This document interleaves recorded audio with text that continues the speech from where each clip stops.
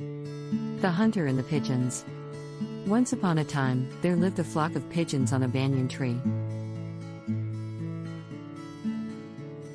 One fine morning, they all went in search of food. They suddenly found a lot of grains lying around on the ground, and they sat down to feast. They did not realize that it was a trap and they fell for it. They were soon caught in the net laid by a hunter. The pigeons knew that their end was near, but the leader of the flock encouraged them to try a unified effort to fly together. They soon started flapping their wings together and began to lift the net.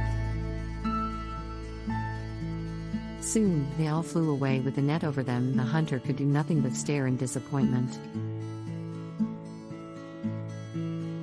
After they had flown for a while, they came across a town where a rat king lived.